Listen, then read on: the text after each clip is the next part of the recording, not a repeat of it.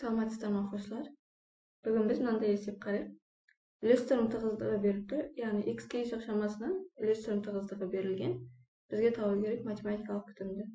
Үлөстөрдүн тыгыздыгы дегенimiz ол үлөстөрдүн функциясынан алынган биринчи четте тугунду. Мына нерсеге маани берүү керек. Кичкентай f от x деген ол үлөстөрдүн тыгыздыгы. Үлкен f от x деген үлөстөрдүн функциясы. Эгер үлкен f от x берилип турса, онда одан тугунду аламыз деген сөз. Сонда мына mx дегенimiz ол адамбыга дейин x көбөйтүлгөн f от x dx. Яғни кичкентай f от x үлөстөрдүн тыгыздыгын x-ка көбөйтүп адамбыга дейинки аралыкта аныкталган интеграл табамыз. Демек, бизде уже кичкентай f от x берилиптир. Демек, биз осы күйүндө x-ка көбөйтө коебуз. Адамбыга дейин 1-ден 2-ге дейин x көбөйтүлгөн f от x 5-тен 2 x плюс 5-тен 2 dx.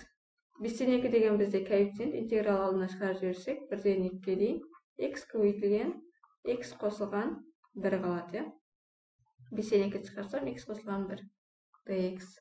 Так, ары ката жакшыларды ашып көбөйтөбүз. X квадрат косулган x. Осудан интеграл аламыз. Так, 5-тен 2-ни жазып коелук пока. Так, x квадраттын интегралы дарежеге 1-ди косамыз, дареже көрсөткүчүнө бөлөбүз. Дәл сол x квадрат бөлүнгөн 2. Интегралдан чыгардык, тик жакшамызды коюп 1 менен 2-ди саламыз. Биринчи жогору шекти коебуз, азайтабыз, төмөнкү шекти коебуз. 5-тен 2. Так, 2-нин кубу бөлүнгөн 3 косулган 2-нин квадраты бөлүнгөн 2. Так, азайтабыз. Так, 1-ди коебуз, 3-тен 1 косам 2-ден 1. Так, мына жерде общий жакшы бар, 5-тен 2 ар кайсына көбөйтүлөт. 5-тен 2-ни калтырайык. Так, не чыгайын деп атыр бизде? 2-нин кубу 8, значит 8 бөлүнгөн 3 косулган 4 2 болот, азайтабыз. 3-тен 1-ге 2-ден 1 коссак, так, 6-дан 5 болот, Так, сонда бизде нече чыгайын деп атыр?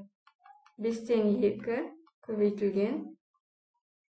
Так, ортак бөлүм 6-дан келсе, онда мында 2, мында 6 келет, Сонда 6-дан, так, 16 косам 12, косам 12, азайтам 5 болот, Так, сонда 5-тен 2 көбөйтүлгөн 6-дан, так, 23 болот, Так, эгер 2 менен 6-ны кыскартатын болсак, сонда 15-тен 23 деген жоопту аламыз.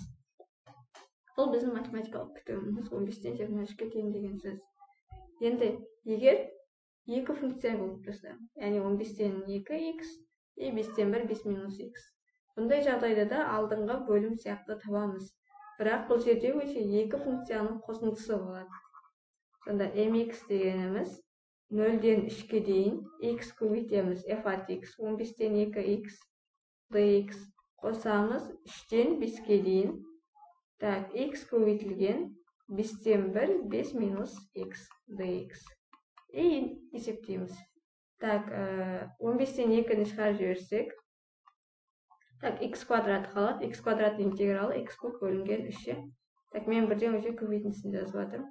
Қосылған 5-тен 1-ді шығарып жіберсек, жақшаның ішінде мына жерде 5x азайтылған x квадрат қалады, Сонда 5x-ның интегралы, так, 5x квадрат бөлінген 2. Азайтамыз, x квадраттың интегралы x куб бөлінген 3. Так, бізде 3-тен, жерден 0-ден 3-ге дейін, 0-ден 3-ге дейін, 3-тен 5-ге дейін. Тен болады. Так, есептейміз. 15-тен 2-ні жазып қойып. Так, 0-ді қойсақ 0 болып кетеді. 3-ті қоям 27, 3-ге бөлем 9 болады. Қосылған 5-тен 1. Так, 5-ті қоямыз.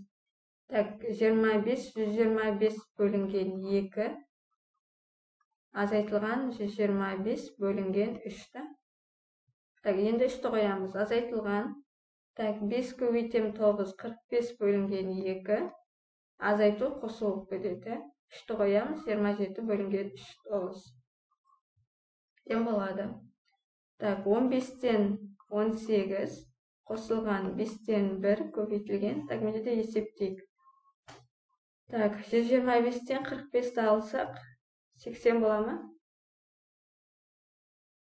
80-ді 2-ге бөлеміз, 40 болады.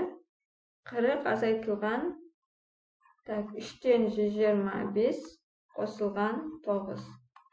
Так, не болды бізде? 15-тен 18 болды. Так, 15-тен 18 екеуі де 3-ке бөлінеді. Сразу қысқартып кетсек. Так, 3-ке бөлгенде бізде неше болады? 5-тен 6 болады. Қосамыз. Так, 5-тен 1-ге көбейтейік. 8. Азайтылған 3-тен 125. 5-ке бөлем 25. Так, 3-тен 25. Қосылған 5-тен 9. Сонда 5-тен 6-ға 5-тен 9 қоссам 5-тен 15, яғни 3 қосам 8, 11, азайтамыз 3-тен 25. Сонда 3-тен 33-тен 25 аламыз. 8 бола ма? 3-тен 8. Так, есеп түсінікті болған бар. Бірінші жағдайда бізде тек бір ғана функциямен шектелген жағдайды қарадық. Екіншісінде өзі бізде екі функция келген кезде қарадық. 0-ден 3-ке дейін, 3-тен 5-ке дейін деген екі аралықпен. Қандай неше функция келсе де метод біреу x көбейтеміз f от x. Яғни f от x бұл жерде тығыздық. Егер үлкен f от x беріп тұрса, егер мына үлестірім функциясы беріп тұрса, мына жерде тығыздықтың орнында функция тұрса, демесе дек, онда кішкентай f от x орнында үлкен f от x тұрады. Бірақ бұл жағдайда да математикалық күтімді табу үшін x көбейтілген f от x-ті қолданамыз. Яғни f от x дегеніміз, үлкен f от x беріп тұрса, үлестірім функциясы беріп тұрса, онда үлестірім тығыздығын тауып алу керек болады. Яғни кішкентай f от x тауып алу керек. Бұндай жағдайда кішкентай f от x-іңіз ол үлестірім функциясынан алынған бірінші ретті туындыға тең. Есеп түсінікті болар деп ойлаймын. Түсінбеген сұрақтарыңыз болса комментарийға қалдырыңыздар. Әзірге осы. Сау болыңыздар.